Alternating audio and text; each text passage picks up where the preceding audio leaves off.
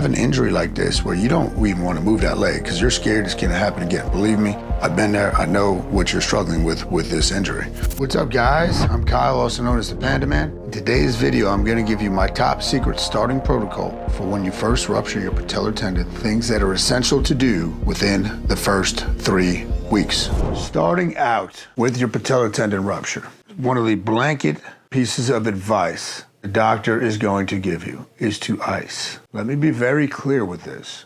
Only use ice if the pain is intolerable. Ice will only help in a very, very, very acute time frame with an injury, like immediately right when it happens. Now, the first time I ruptured my patellar tendon, my left leg, second one was the right leg. 2012 with my left leg, I followed the advice with a lot of the stuff they were telling me. And I would ice it. I would keep the ice pack on it. Helped with the pain. Then I started doing my research. And the second knee, my right knee that I did in 2014, both times playing basketball, I did not ice it one time. I kept heat on that puppy. So that's the first thing I'm going to tell you. Now, I might as well tell you, why do they tell everybody to ice? This is a big mystery. This is talked about in so many injuries, and it's wisdom that's passed down through the ages. But is it really wisdom? So what is wisdom? Wisdom is direct knowledge. I read about it, I studied it, I did it, this is what I experienced. So the icing phenomenon came from, I think it was the 1960s. There was a group of boys riding these trains. I think it was up in New England. You know, the boxcar trains, they would hop on and do shenanigans and all that and go to the next stop or the next town. Well, one boy had his arm out, right? So this is like it's like a freight train, right? The sliding door is open, it's got his arm out, hits a pole or whatever he hit, ripped the arm clean off. Next stop, there's a panic. He lost his arm, he doesn't have an arm. It's not that far down, like they can gather the arm.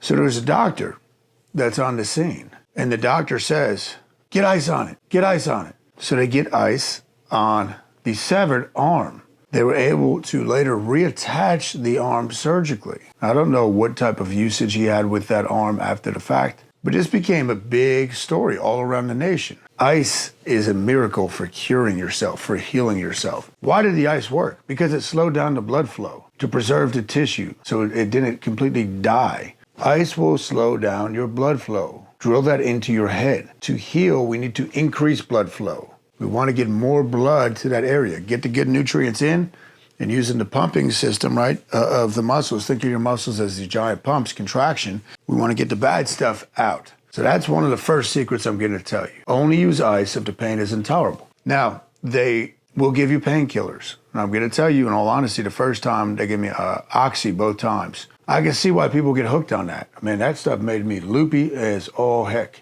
But the painkillers are going to slow down your peristaltic action, how the food moves through the gut. And it's going to lead to constipation. And you're already probably not going to be moving around as much as you normally do. And I can tell you, that first time, being constipated to that degree, for that first week after surgery, was almost worse than the surgery, because then it starts weighing on your mind. You want to take a crap, but you can't. And then I couldn't, where we're living in a townhouse, I couldn't even really fit into the bathroom the way I had to take a crap, you know, with my leg out straight, sticking out the door in one of these mini bathrooms. It was a mess. So there's a lot right there to start out. Ice, painkillers. Now, as long as we're talking about the things to do initially, let me move on to the next point of what you should be doing as far as getting good blood flow to your knee.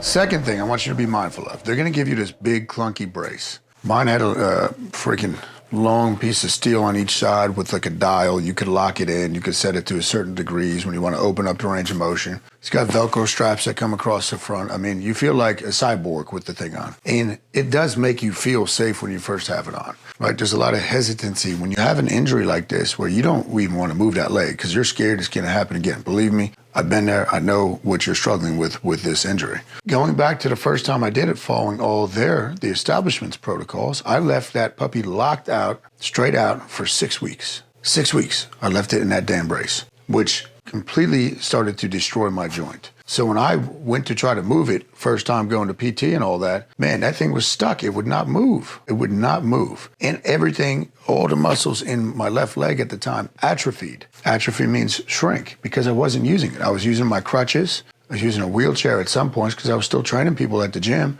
but using my crutches, not doing any weight bearing. So everything started to atrophy. Now, I was using electric stim, which helped and I recommend getting an electric stim machine. I'm not going to cover that too much in this video. That'll be in the next video. A couple cool gadgets you can get to help speed the healing process and make it more efficient. So what I want you to do, and again, I'm not a doctor. Check with your doctor. I know what they're going to tell you. I'm going to tell you what I did and what I've had a lot of clients do. So you're going to want to get that brace off as soon as you can. Now, if it's icy, we're in the winter here, and you're going to be outside, then use the brace. Use the brace. So I'm going to tell you, when you first take that brace off, be in familiar territory. Be around your house. But you're not just going to take it off and not do anything. You're going to put one of these guys on. So these are what I currently use. I'm probably going to switch over to Mark Bell because Mark's my boy, his brand. But these are reband. So I went through a lot of knee sleeves. This is a 7mm.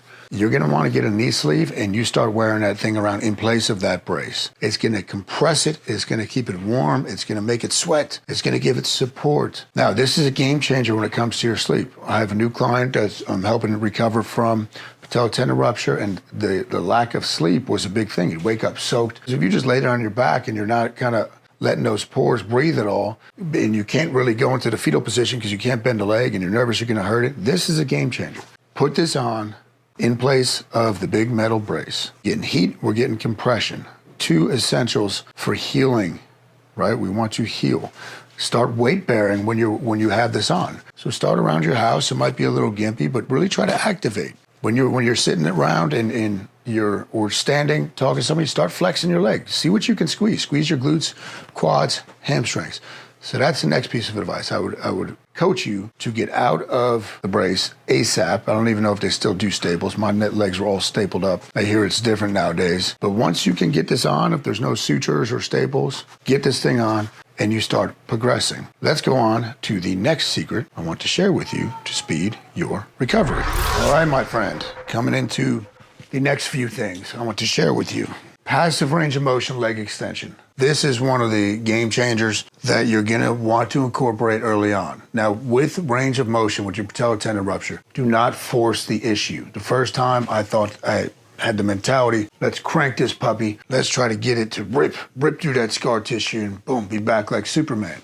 Now, a note on scar tissue. Tissue remodeling takes between 12 and 18 months. Just kind of putting that time frame out there before it's like all laid down and finalized. Scar tissue is going to lay down like strands of spaghetti in a pot. That's how it's going to lay down. You don't break scar tissue. What we want to do is get it to align in this same direction, the proper direction. Like, this is a key point. While I'm thinking of it, when you go to PT, do not let them put you on your belly and crank away. No reason to. Unless you're trying to be like the leg curl champion of the world, don't do that. Start from a seated position like I'm going to show you.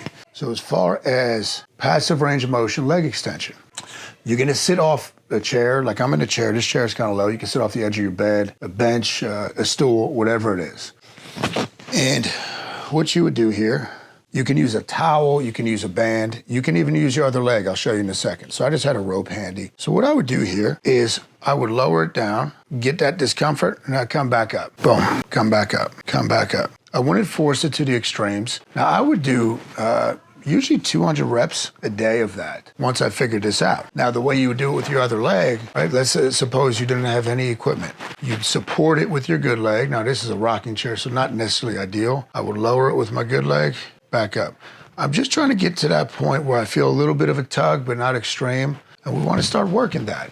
Now that kind of goes hand in hand with the second to last thing I want to show you. I've showed you guys this in other videos before. This is a little gadget you can get on Amazon for like $8. It's a gua sha, G-U-A-S-H-A, two separate words. I used to say it was like a buffalo horn or a whale bone. I'm not sure what it's actually made out of. But instead of doing the Graston technique with these fancy $1,000 things that look like silverware, you can do this on your own. Now, if you're gonna go to PT, I'll make that part of the next video as well. What to look for in a PT that's actually gonna make it worth your while, and why most of the time, particularly with this injury, if you're an athlete, it's a complete waste of time, but there are good ones out there. One of my very good friends is a master physical therapist. So we'll cover that in the next video, what to look out for, to be mindful of your time with that.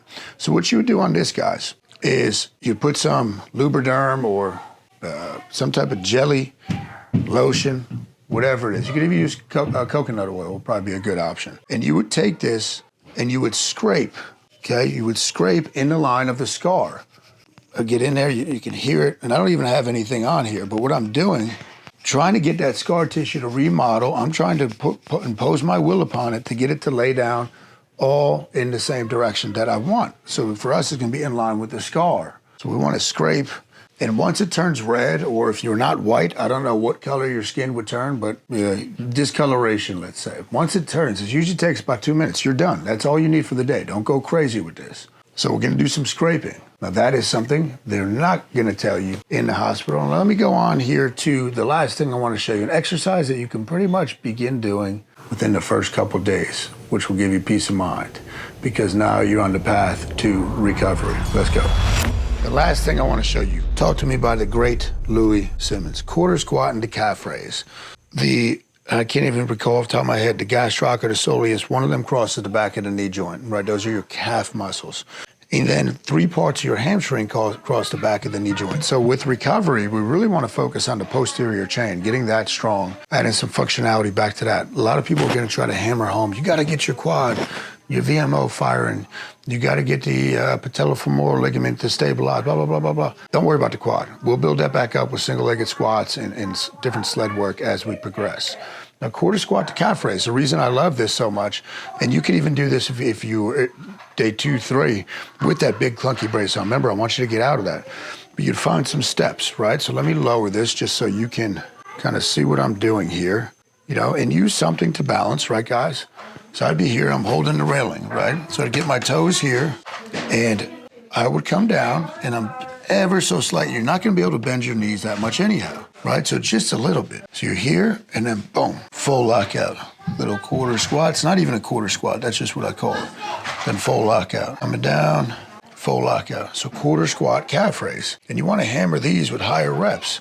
Again, blood flow, guys. We wanna get some blood flow going. We wanna start having a positive mindset, and that's gonna happen when we start moving. One of the worst things that happens when we get an injury, especially of this severity, we stop doing everything. We start getting depressed.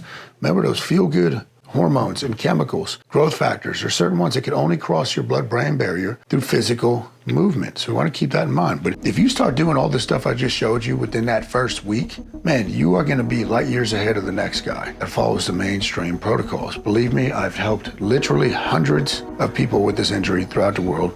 I know what happens, I see the patterns, and I see the joy when people are able to recover from this. So I hope you liked the video. If you do, leave a like, drop a comment, subscribe to my channel. Help me build my channel up, guys. Lastly, if you're interested in my book, the link will be in the pinned comment down below. If you order it, send it over to you, and I even include a phone call where you can pick my brain, and I'm here to help you guys. All right, peace, everybody.